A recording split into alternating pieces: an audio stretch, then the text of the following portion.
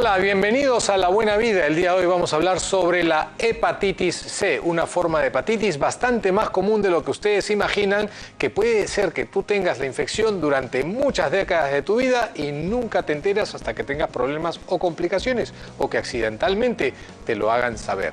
De eso vamos a conversar hoy día.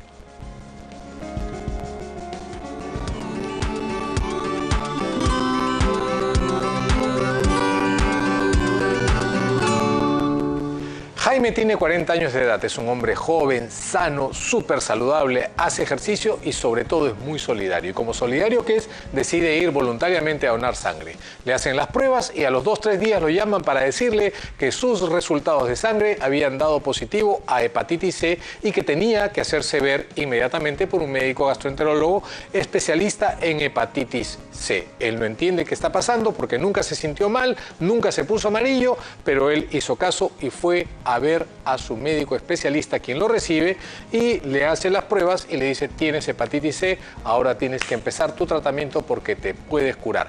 ¿Cuáles son los factores de riesgo para la hepatitis C? ¿Qué cosa hay detrás de cada paciente con hepatitis C? Por lo general, historia de transfusiones de sangre, pero en realidad la mayoría de los pacientes que tienen hepatitis C y que son diagnosticados como Jaime de manera casual, nunca tuvieron una transfusión sanguínea. Pero también existen otros factores de riesgo, como por ejemplo los tatuajes, las drogas endovenosas, los procedimientos invasivos con materiales que no han sido necesariamente bien esterilizados. Jaime no tiene ninguno de esos factores de riesgo, pero ya tiene hepatitis C. Ahora tiene que empezar su tratamiento para poder curarse. De eso vamos a conversar luego de esta pausa comercial en el siguiente segmento.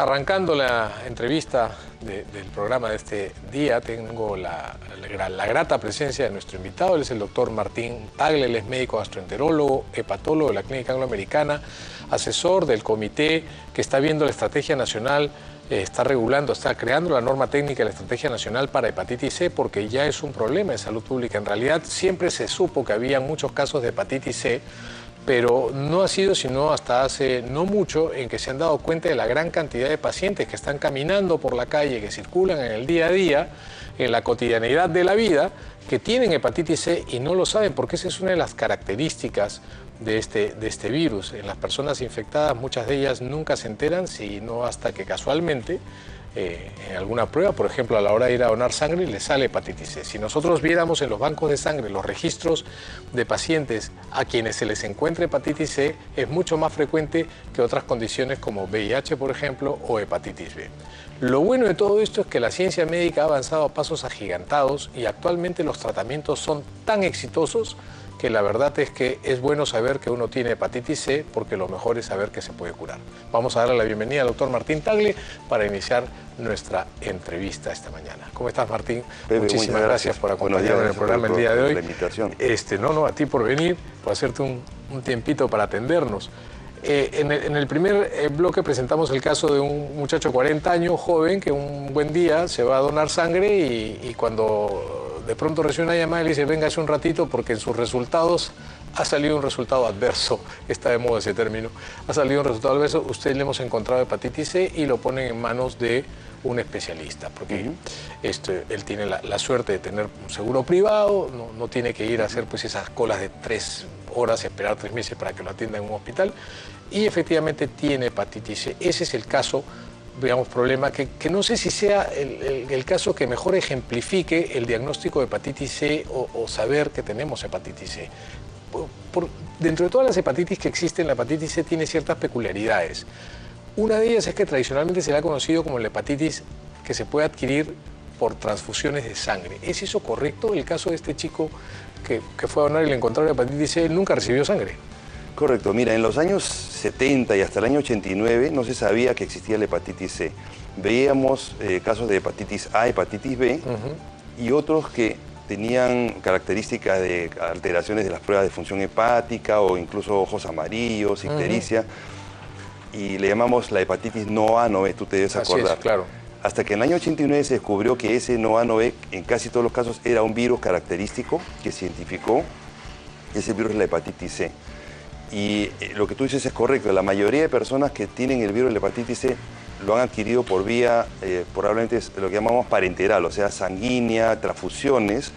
Por ejemplo, los hemofílicos que reciben a cada rato productos sanguíneos, las personas que están en diálisis, por ejemplo, que es una población de riesgo, las personas con hemodiálisis hasta 50, 80% También. en algunos sitios, sobre todo cuanto más subdesarrollado es el medio, menos cuidado se tiene con los filtros y con los insumos, entonces se contagian. Pero la mayoría de personas han recibido algún tipo de contacto por vía incluso pedicure, manicure, porque hay personas que no tienen cuidado, que llegan a estos centros, ¿no? Los manipulan, incluso sangran un poco y con el mismo instrumental hacen a otra persona y no tienen pues la educación y la formación para esterilización adecuada. ¿Cómo no? Entonces, casi siempre se transmite por sangre o por contacto de algún procedimiento, vamos a decir, invasivo, ¿no? Y estas personas que, por ejemplo, nunca han tenido pues, un antecedente claro de un procedimiento médico invasivo, que hayan recibido transfusiones de sangre o que hayan tenido pues, siquiera alguna vez un acercamiento con alguna jeringa, no han consumido drogas endovenosas como heroína, por ejemplo, tampoco pues eran de irse, y tienen hepatitis C. ¿Hay un porcentaje importante de la población que la adquiere y no se sabe cómo? Por supuesto, es por lo menos un 25-30% que no tiene idea cómo la adquirió. A veces en la entrevista uno puede suponer, por ejemplo, una persona típica, una señora que dio a luz hace 40 años y tuvo una hemorragia y la transfundieron y ahora tiene hepatitis C. Es casi obvio que ahí fue. ¿Cómo no? Pero hay un buen porcentaje que no se sabe. Pero pueden haber ido, esas personas son las que pueden haber ido a un dentista, o una pedicure o una cosa así, ¿no? Ahora, si bien es cierto, esto es importante saber dónde te pudiste haber contagiado para fines preventivos y epidemiológicos, ¿podría ser que los bebitos se puedan contagiar de las mamás que tienen el virus? Sí, pero no es tan frecuente eso como lo es con la hepatitis B, por ejemplo. ¿Cómo no? Salvo que la madre sea lo que llamamos coinfectada, o sea, que tenga VIH y hepatitis C, que existe también, sobre todo en otros. Acá no es tan común eso, pero hay sitios donde la drogadicción endovenosa es muy frecuente, por ejemplo en Europa o en el mismo Estados Unidos hay madres que tienen VIH y hepatitis C y tienen mucho más posibilidad de transmitir la hepatitis C también al bebito. Más no por lactancia materna, digamos, una madre infectada por lactancia materna no le va a pasar la hepatitis C. No, por lactancia materna no se transmite. ¿Cómo no? Ahora, no da síntomas, ¿no, Martín? Así es. Y si los da, ¿en qué población, en qué porcentaje de pacientes infectados podríamos tener un cuadro parecido siquiera al de una hepatitis que todo el mundo conoce, con cansancio, fiebre, ojos amarillos, dolor abdominal, náuseas? Esa es una buena pregunta porque casi la regla prácticamente es que no da síntomas. Ya. O sea, uno está infectado, puede estar décadas infectado, incluso tener una enfermedad hepática avanzada, cirrosis hepática y no saberlo. Nunca te pusiste amarillo, nunca te dio fiebre, nunca te dio nada.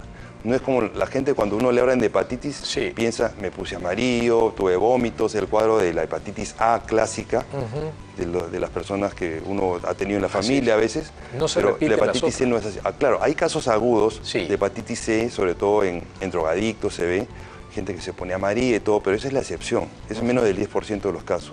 La mayoría no lo sabe.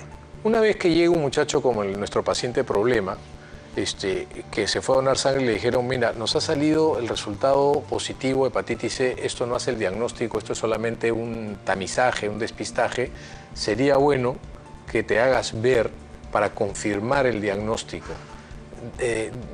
¿A qué se están refiriendo con confirmar un diagnóstico o una prueba de despistaje? Claro, primero se hace la prueba que llamamos ELISA, ¿no? La prueba es parecida a la tecnología de laboratorio que usan para el VIH, para el SIDA. Es esa tecnología ELISA para el virus de la hepatitis C. Si sale positivo, casi siempre es de verdad positivo, o sea, tienes el virus. Y tienes que hacerte una prueba de carga viral, o sea, tienes que ir con esa prueba positiva a pedir una segunda prueba de corroboración, que es la carga viral, que es para ver si hay virus detectable en sangre. En algunos casos, con mucha suerte, el paciente estuvo infectado y su organismo liberó el virus. Y ocurre en un porcentaje de pacientes. Un porcentaje de pacientes puede curarse espontáneamente y eliminar el virus. Es más, los que tienen hepatitis C aguda, por ejemplo, que se ponen amarillos y los pocos que van así ya con síntomas, uno a veces espera 6 semanas, Sí. y dice, espérate porque de repente lo cura solo. Interesante. Sí. Pero ya si pasan o 6 semanas o 3 meses a ¿Cómo veces, uno dice mejor, Ya. ya está el virus, como ahora casi todos se curan, Ajá. puedes esperar, darte el lujo de esperar 3 meses y si no se cura espontáneamente, le das tratamiento con medicamentos. Interesante. Y una vez que mides la carga viral, esto te sirve para corroborar, por supuesto, el diagnóstico y te sirve de alguna manera para ir monitoreando la respuesta al tratamiento en el tiempo, Martín. Sí, eso ha ido evolucionando con la eficacia de los tratamientos que hay ahora. Ya algunos ni siquiera quieren hacer carga viral porque como el 98-99% se curan. Dice, ¿para qué vas a pedir carga Claro, viral? de frente dale tratamiento. Dale tratamiento, pero... Porque sí, el ELISA es lo bastante confiable como para decir si está positivo o tienes la enfermedad. ¿Entiendes la casi infección? siempre, pero hay unos que, como te digo, se curan espontáneamente. Correcto. Pero digamos, se recomienda una carga viral al comienzo del tratamiento y luego que termina, que son 12 semanas, a Sí. veces 8 o a veces 12. A las 12 semanas de haber terminado, haces una carga viral y casi siempre está negativa. Y cuando está negativa para siempre, no vuelve. Ok. Se curan y se curan Y se en forma curan. definitiva. Ah, Se sí. erradica.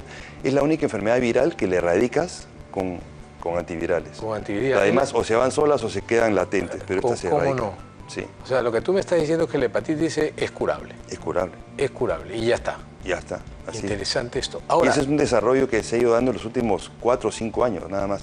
Hasta hace 6, 7 años no era así. Se curaban la mitad de los pacientes con unos tratamientos mucho más prolongados, con efectos secundarios a veces muy serios, Hay- incluso contraindicados. ¿no? toxicidad por el medicamento inclusive también y todas estas Antes. cosas, ¿no? Antiguamente. Claro. Ahora no. Ahora, Ahora no. te hago una pregunta poniéndome en los zapatos de Juan, que le dijeron que tenía que irse a donde el doctor Tagle para que corrobore su hallazgo. Juan ya leyó en Google, pues. O sea, le dijeron esto, no durmió 2 noches asustado porque no sabía qué pasaba. Rangandán, entra a Google y empieza a leer cirrosis, cáncer de hígado. Y llega y te va a preguntar, doctor Tagle, dígame usted si tengo hepatitis C. La respuesta es la tienes. Doctor Tagle, ¿cuándo me infecté? Mira, no lo sabemos, pero ya la tienes. ¿Okay? Así Nunca es. has recibido transfusiones, no eres un drogadicto, no te han hecho pedicure, nunca te has agarrado a trompadas con nadie, en fin, lo que fuere. Doctor, ¿y cómo sé si tengo cirrosis o no? ¿Es importante evaluar cómo está el hígado de un paciente apenas se diagnostique o tú categorizan eso de acuerdo a ciertos criterios? Muy importante eso. La cirrosis, para empezar, es un estado avanzado de enfermedad hepática al cual llegas por diferentes vías, ¿no? Si has consumido alcohol en forma excesiva en tu vida, o hepatitis B, o hepatitis C, o a veces la causa más común, que ya hemos hablado otras veces, el hígado graso, ¿no? Claro. La obesidad, la diabetes, o las dos juntas, Así es. sumadas, causan una inflamación grasa que poco a poco se va convirtiendo en cirrosis porque el hígado se pone duro y con el tiempo se va descompensando la enfermedad y el paciente puede tener ya signos pues muy avanzados de enfermedad, ¿no?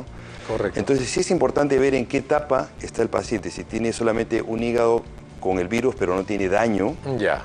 estructural, o si ya ha ido avanzando por las diferentes etapas de la fibrosis hepática Así es. hasta llegar a la cirrosis, ¿no? Entonces sí es importante al comienzo caracterizar la carga viral y también la cirrosis. Ahora, también hay otras maneras, ¿no?, de diagnosticar cirrosis, no solamente por biopsia hepática que Sí, hacíamos antes, claro. sino ahora tenemos métodos no invasivos, ¿no?, como la elastografía, por ejemplo, Ok. con la cual contamos también en la institución. Ustedes tienen en la clínica americana, Sí, tienen tenemos, elastografía, se ¿no? llama Fibroscan, es un equipo famoso Fibroscan. que sin tener que poner una aguja en el hígado del ¿Cómo no? paciente, Te da un- uno con un mecanismo de ultrasonido transmite una onda a través de las costillas del paciente, digamos, desde la piel, y esa onda va y regresa, y entonces la máquina te da un estimado con un 90% de Una exactitud buena lectura si de- tiene fibrosis escasa o si no la tiene o si tiene una fibrosis avanzada, ¿no? ¿Cómo no? Entonces ya no hay que hacer un procedimiento invasivo tampoco para eso. Ese es un dato importante porque Sí. el tratamiento va a ser igual para ambos casos, pero considerando que el paciente puede tener su cirrosis, vas a tener que trabajar más por el tema de la cirrosis que por el tema de la hepatitis C con el tratamiento. ¿Hay diferenciación entre Por esto? supuesto, y ahí radica la importancia, porque el paciente que tiene cirrosis ya tienes que hacer un seguimiento mucho más cercano, Ajá. porque ya quieres estar un paso adelante si desarrolla complicaciones como el cáncer hepático, Ok. las varices del esófago, por ejemplo, vas a hacer una endoscopía para ver si tiene varices ¿Cómo no? y que pueden romperse y sangrar, o vas a hacer una ecografía cada 6 meses para ver que si desarrolla un tumor lo vas a detectar tempranamente y poder actuar sobre él, ¿no? Martín, en el siguiente segmento, luego de la pausa, vamos a conversar acerca de cuál es el pronóstico del paciente sin cirrosis, con cirrosis, frente a su tratamiento de hepatitis C, y vamos a hablar de los nuevos tratamientos, ¿te parece? Por supuesto, sí. Nos vamos a una pausa y venimos en unos instantes con el doctor Martín Tagle hablando sobre hepatitis C.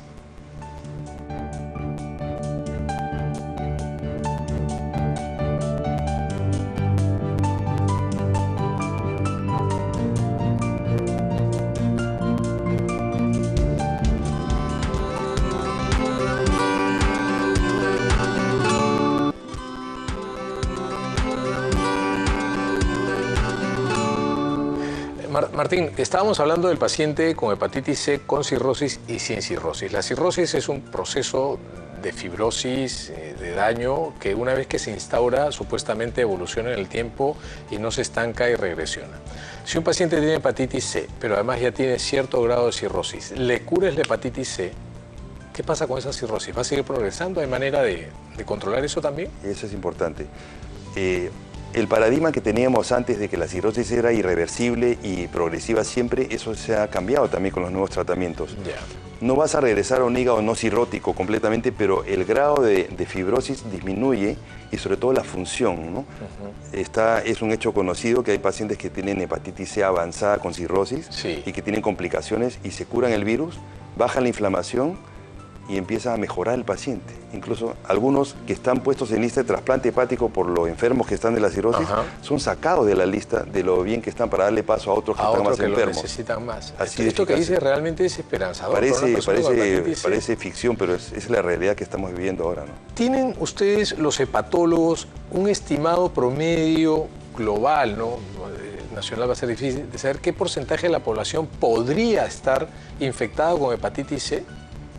Entre 1 y 2%. En el Perú se calcula, no hay datos así muy grandes, pero según banco de sangre, o sea, que es la gente que va, gente sana supuestamente que va a donar sangre, dicen que no puede, más o menos un 0.6% de la población que va a donar sangre tiene hepatitis C en el Perú. Más común que la hepatitis B y más común que el VIH.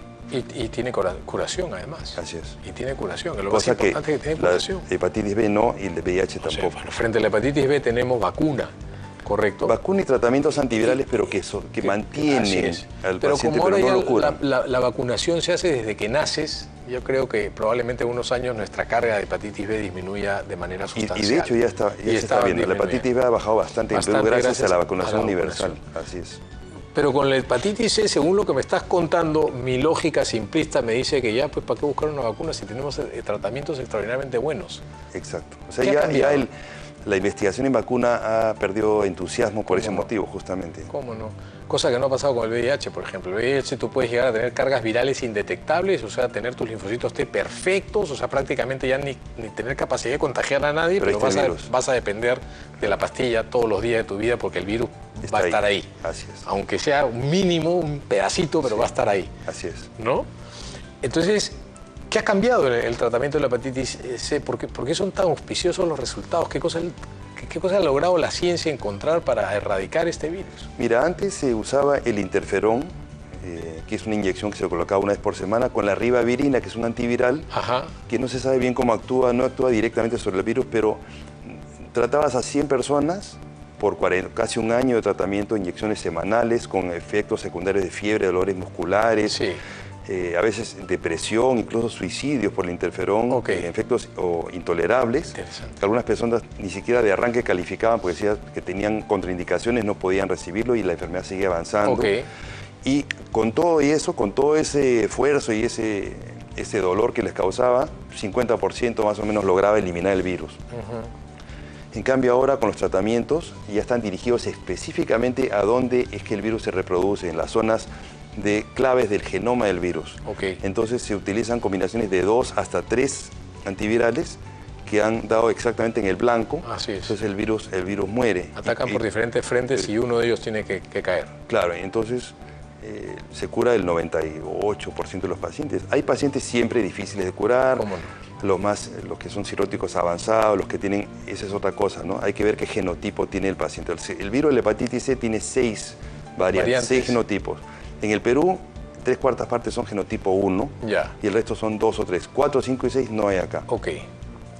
Entonces, hay genotipos más difíciles de curar. El genotipo 3 es un poco más resistente, Ya. más difícil. Por eso es importante no solamente ver la carga viral, sino qué genotipo tiene. La genotipificación. Ahora, pero ahora también hay tratamientos nuevos pangenotípicos, que quiere decir que curan a todos los genotipos por igual. Barren con todo. Incluso ya están diciendo ahora las guías europeas que ni siquiera le mida genotipo. Ya. Porque da lo mismo que genotipo tenga, Claro. se va a curar en 95, 97%. Interesante. ¿Y cuándo vas al trasplante? ¿Cuando falla el tratamiento? ¿Cuando las características del paciente que está frente a ti, tú dices, bueno, lo único que le queda a este señor, además de curarse, es ponerle un hígado nuevo, porque aquí ya no le funciona, pero ni un cuarto de célula? Importante eso, o sea, no por el hecho de tener hepatitis C tienes que ir a un trasplante, aunque no respondas. Simplemente el trasplante está indicado para personas con enfermedad hepática avanzada, cirrosis, con ciertas características en su bioquímica, en su estado clínico general, van a trasplante hepático, ¿no? Incluso después de trasplantados, algunos dicen mejor trasplántalo y después de trasplantado lo curas. tratas. Y trasplantado y todo se trata y se cura el virus, aún trasplantado. Te voy a hacer una pregunta, porque quiero dejar lo que le quisiera transmitir al público es, oiga, ya no le tenga miedo a la hepatitis C, si les han dicho que la tienen, busquen curación, porque hay. Si tú tienes un problema hepático que te obliga a un trasplante y eres una persona sana y no tienes hepatitis C, y el único hígado que hay está sano, es compatible contigo, pero el que te lo da tiene hepatitis C, ¿se lo podrías trasplantar y después tratar? Sí, increíble, pero se está haciendo. O sea, un Increíble. hígado de una persona que no tiene hepatitis C y que está enferma del hígado por otras causas, Sí. y el donante, el primero que aparece, tiene hepatitis C, ahora se está trasplantando porque ya hay la seguridad que se va a curar también. Y si tienes hepatitis C y necesitas un hígado y el tratamiento falló porque tocó el virus resistente, digamos, no funcionó el tratamiento contigo, te pueden trasplantar otro hígado aunque tenga hepatitis C y pueden volver a intentar tratarte. Mira, ahora hay tratamiento de rescate también. O sea, También. para ese 2-3% que falla, Que falla. ya hay en el mercado, no en el mercado local todavía, pero en Estados Unidos, en Europa, hay medicamentos de rescate, antivirales con otra fórmula que rescatan ese 2-3% que falla. O sea, prácticamente nadie deja de responder. A mí te voy a decir una cosa que estaba pensando mientras tú me dices esto. Yo entiendo que a nadie nos gusta ir al doctor, ¿no? Las únicas personas que gustan estar con doctores son sus parejas, ¿no? Y los hijos porque los quieren. Pero realmente no ir al doctor por el temor a que te dé una mala noticia, hoy por hoy, ya no se justifica. O sea, si hemos logrado desarrollar tecnología, investigación para curar una enfermedad que podría producirte cirrosis, cáncer de hígado con alta mortalidad, con una gran cantidad de costos y sobrecostos de un sistema sanitario y más aún en países pobres, ¿cómo vas a tener miedo de ir al doctor? Una cosa importante, el que tiene hepatitis C y está en fase cirrótica, por más que lo cures, Sí, tienes que seguirlo mirando de Eso por quiere vida. decir, ¿Por qué? correcto. Porque ya es cirrótico así es. y el cirrótico puede desarrollar cáncer hepático Eso sí. en ese hígado cirrótico. Entonces tienes que mirarlo cada 6 no? meses de todas maneras. Cada 6 meses. No es que se curó la hepatitis C, sí, pero hay que seguirlo vigilando. ¿Puede de hacer por vida. deporte una persona con hepatitis C? Por supuesto. ¿Puede hacer cuidarse vida normal. demasiado en las comidas? Nada. Nada. No, nada más que una persona normal. Nada más No que hay nada una porque hacer ninguna dieta, ningún reposo, su vida normal. Incluso la transmisión a la pareja es muy baja también. El costo del tratamiento actual puede ser asumido por el Estado, Martín, digamos, sería lo ideal, ¿no? Ha bajado mucho, o sea, cuando salieron estos tratamientos costaba por arriba de los 80, 100 mil dólares las 12 semanas, que era carísimo, pero ahora ha ido bajando y en nuestro medio un tratamiento aquí está alrededor de los 50.000 soles. Bueno, Los seguros lo están cubriendo, Ok. el paciente paga un deducible, sí. pero a veces las compañías farmacéuticas para ayudar al paciente pagan un porcentaje también de ese deducible, el paciente paga una cantidad mínima, razonable. Las y farmacéuticas hacen mucho más cosas por la sociedad de lo que la gente se imagina. Así es. O sea, hay medicamentos caros que las farmacéuticas ayudan a costear. Eso que tú estás diciendo es una gran verdad. Por ejemplo, en Egipto, sí. En Egipto es uno de los países que más hepatitis C tiene en el mundo, 9% de la población, 9%. Acá es 0.6%, claro. En Egipto 9% por inyecciones intramusculares que se ponían en los años 50, 60, compartían jeringas ¿no? en los hospitales. Entonces, allá uno de los laboratorios más importantes ha ido a Egipto y ha negociado con el gobierno a nivel masivo y los tratamientos pueden costar menos de $100, 3 meses de tratamiento. ¿Qué laboratorio es? Dilo, eso hay que decirlo. Es el laboratorio Gilead. Gilead. Sí. Aracho. Qué gran labor, ¿no? Y a veces les dan con palos también a los laboratorios. Martín, te agradezco muchísimo. Ha sido muy, muy importante tenerte en el programa. Gracias por darnos esta tan buena noticia, contar con una enfermedad que podría dar complicaciones serias y que tiene tratamiento, ¿no? Te agradezco muchísimo, Martín. Gracias a ti por la oportunidad y por tu invitación. A ti por estar con nosotros y darnos siempre unos minutos de tu tiempo. Ha sido el doctor Martín Tagle, médico gastroenterólogo, hepatólogo de la Clínica Angloamericana, miembro del Comité Asesor de la Norma Técnica para Hepatitis C del Ministerio de Salud, conversando precisamente acerca de esto. Ya lo saben, tienen dos buenas razones para pagar impuestos y para donar órganos, la hepatitis C. Lávense las manos, abran las ventanas. Nos vemos en el próximo programa. Chau, chau.